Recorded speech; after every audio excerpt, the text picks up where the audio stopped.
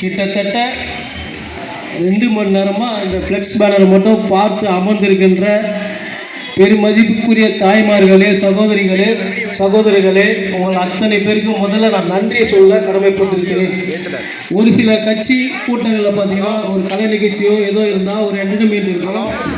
அதெல்லாம் இல்லாமல் கிட்டத்தட்ட 2 மணி நேரம் 6:30 மணிக்கு வந்தீங்க. 2 மணி நேரம் புரட்சியாளர் அண்ணல் அம்பேத்கருடைய திருவுருவ படத்தையும் அண்ணல் மூர்த்தியார் அவர்கள் திருவுருவ படத்தையும் மட்டுமே பார்த்து அமர்ந்த என் தாய்மார்களுக்கும் சகோதரிகளுக்கும் உங்கள் அத்தனை பேருக்கும் முதல்ல இந்த நேரத்தில் நன்றி சொல்ல கடமைப்பட்டிருக்கிறேன். இந்த பொறுமைதான் எங்களுக்கும் இந்த இடத்தில் அமர பேசுவதற்கு வாய்ப்பு அளித்திருக்கிறது. ஏன் என்று சொன்னால், உங்களை போன்றதான் நாங்கள் எல்லாமே பார்த்தீங்கன்னா இது மாதிரி ஏதோ கூட்டத்துக்கு போவோம் வருவோம். இந்த சின்ன வயசில் எங்களுக்கும் ஒரு கட்சி ஆரம்பித்து இளைஞர்களுக்குன்னு, அதாவது ஏழை எளிய இந்த கட்சியில் இருக்க எல்லாருமே இளைஞர்கள் தான். எல்லாருக்குமே தம்பி, நீ இந்த கட்சியில் பொறுப்பு வாங்கி இந்த மக்களுக்கு பணி செய்யணும், இந்த மக்களுக்கு பாதுகாப்பாக இருக்கணும், இந்த மக்களுக்கு நீங்கள் எப்போவுமே துணையாக இருக்கணும்னு சொல்லி இந்த சின்ன வயசில் மிகப்பெரிய பொறுப்பு. ஒரு மாவட்ட செயலர்னா கார் வச்சிருக்கணும், பெருசாக பந்தா வச்ச பபி. ஆனால் நம்மளுக்கு இந்த சின்ன வயசில் இந்த பொறுப்பு கொடுத்துருக்காருன்னா அவர் தான் டாக்டர் இளம் புரட்சியாளர் ஜெகன்மூர்த்தியார் அவர்கள். வேறு எந்த கட்சியிலும் கொடுக்க மாட்டாங்க.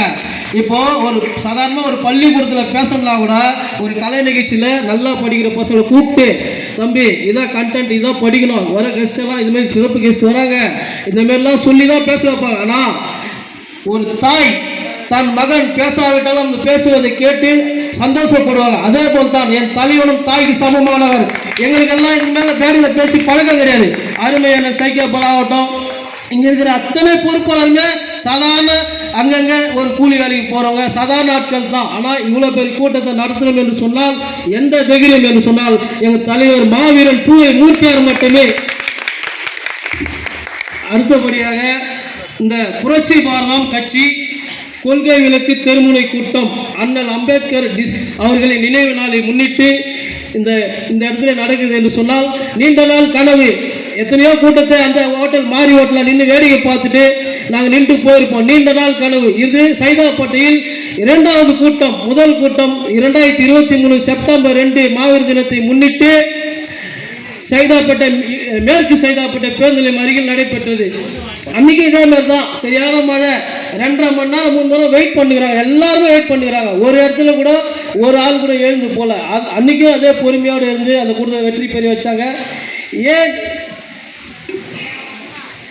இது கொள்கை விளக்கு தெருமுனை கூட்டம் என்று சொன்னால், நான் ரொம்ப நேரம் பேச சொல்லி அந்த ஃபோனில் நிறைய நோட் பண்ணி வச்சுருந்தேன். ஆனால் ஆல்ரெடி 2 மணி நேரமாக பேசாமல் உக்காண்டிங்க. அதனால் சுருக்கமாக 2 பதிவு மட்டும் பதிவு செய்ய விரும்புகிறேன். பூவை மூர்த்தியார் அண்ணல் அம்பேத்கரோடு ஒப்பிட்டு பார்க்கலாம். ஏன் என்று சொன்னால், அண்ணல் அம்பேத்கர் சட்ட அமைச்சராக இருக்கும்போது இங்கே வந்திருக்கிற அத்தனை பெண்களுக்கும் தெரியுமா, தாய்மார்கள் தெரியுமா தெரியாது என்று தெரியவில்லை. சட்ட அமைச்சராக இருக்கும்போது சொத்து உரிமையில் பங்கு பெற்று தருவதற்காக அன்னைக்கு சட்ட அமைச்சரே அனைத்தின மக்களுக்கும் சொத்துரிமையில் பங்கு பெற்று தர முடியாத காரணம் அந்த சட்ட அமைச்சரே தூக்கி துச்சமேன போட்டவர் தான் அண்ணல் அம்பேத்கர். அதனால் தான் அண்ணன் பூவை மூர்த்தியாரே அண்ணல் அம்பேத்கரை ஒப்பிட்டு. ஏன் என்று சொன்னால், அண்ணன் பூவை மூர்த்தியார் யார் என்று சொன்னால் சாதாரண என்னை போல சாதாரண இங்கே எல்லாரும் போலையும் கஷ்டப்பட்டு பல சாதி இன்னலுக்கு நடுவில் பள்ளிக்கூடங்களில் கஷ்டப்பட்டு படிச்சுக்கிறேன். இன்னைக்கு வந்துடுறாங்க. யாராவது சொல்றாங்க நான் இதை விட்டு வந்துட்டேன், அதை விட்டு வந்துட்டேன்.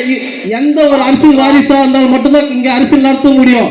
இங்கே வந்துக்கிற பூவை மூர்த்தியார்னா சாதாரண ஒரு விவசாய குடும்பத்தில் பிறந்து கஷ்டப்பட்டு படித்து வழக்கறிஞராகி ரிசர்வ் பேங்க்ல வேலை கிடைச்சது. ரிசர்வ் பேங்க்ல வேலை கிடைச்சது சாதாரண விஷயம் கிடையாது. நம்ம ரோட்ல பெருக்கிற வேலை வாங்குறதுக்கு இன்னைக்கு 1008 பேர் ரெக்கமெண்டேஷன் போறோம். ரிசர்வ் பேங்க்ல வேலை கிடைச்ச ஒரு தலைவர் அந்த வேலையை வானாங்க உச்சமனை தூக்கி போட்டார். ஏன் என்று சொன்னால், இங்க இருக்கிற மக்களுக்கு பல கட்ட பிரச்சனை இருக்குது.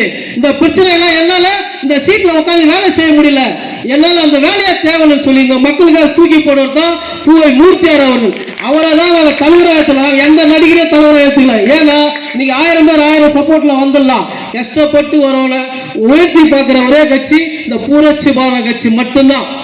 சரிங்க, நீங்க இந்த கட்சியில வந்தீங்க, இந்த தலைவர் வழியில நீங்க என்ன பண்ணிக்கிறீங்க சைதாப்பேட்டையில என்று கேட்டா,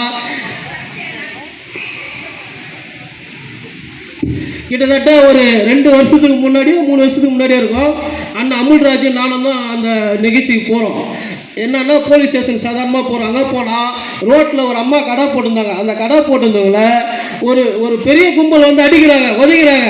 அவங்களுக்கு யாரும் சப்போர்ட் இல்லை. அப்போ அண்ணன் அமுல்ராஜ் அண்ணன் வந்து நம்மளை கூப்பிட்டு போயிட்டு இந்த மாதிரி அடிக்க பிரச்சனைன்னு சொல்லி போனால், அங்கே போனால் இருக்கிறதுலே கேவலமான விஷயங்க. செருப்பு தைக்கிறவன் கஷ்டப்பட்டு ஆட்டோ வாங்கக்கூடாதா? செருப்பு தைக்கிறவன் கஷ்டப்பட்ட கடை போட கூடாதா?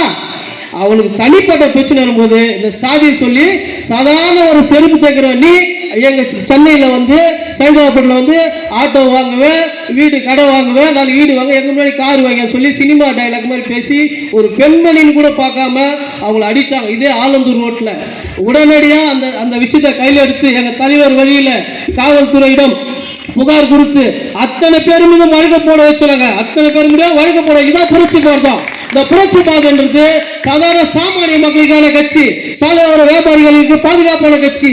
இங்க இருக்கிற மக்களுக்கு தெரியுமா தெரியாதுல்ல.